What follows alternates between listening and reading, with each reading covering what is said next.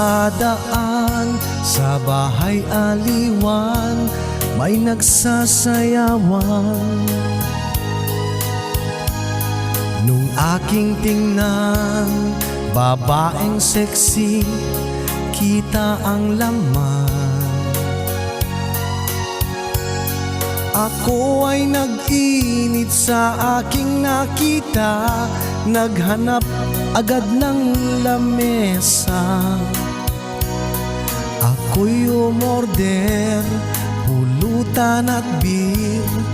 Tinawag ang waiter, pare pwede ko bang i-table yang sumasayaw?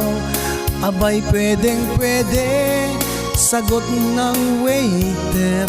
Kaya nung natapos na siyang sumayaw, agad siyang naupo at kami nagkwentuhan. Di ko na pala namamalayan, pitaka ko'y wala ng laman. Nung umuwi sa may bahay, ako ay matamlay.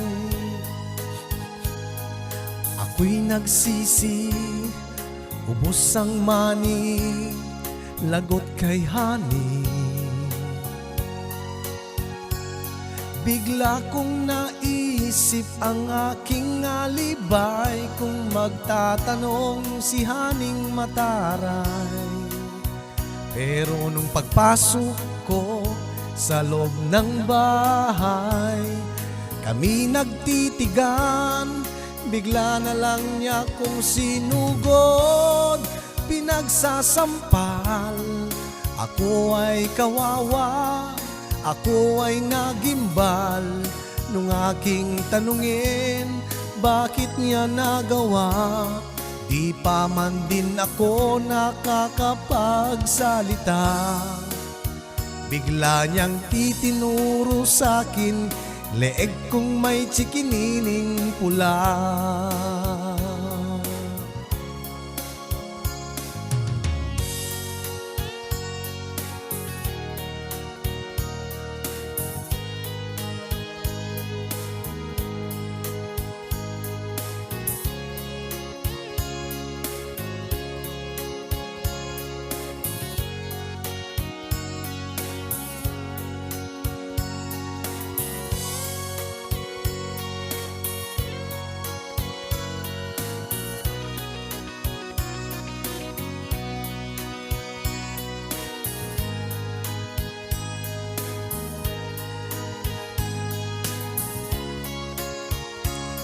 Bigla na lang niya kong sinugod, pinagsasampal.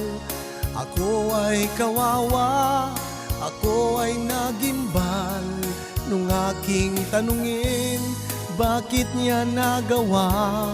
Di pa man din ako nakakapagsalita, bigla niyang itinuro sa'kin, leeg kong may chikinining pula.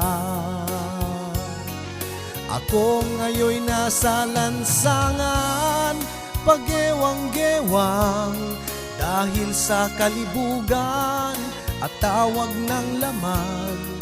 Ako'y pinalayas ni Esming Mataray, ubos ang aking money, wala na ring honey.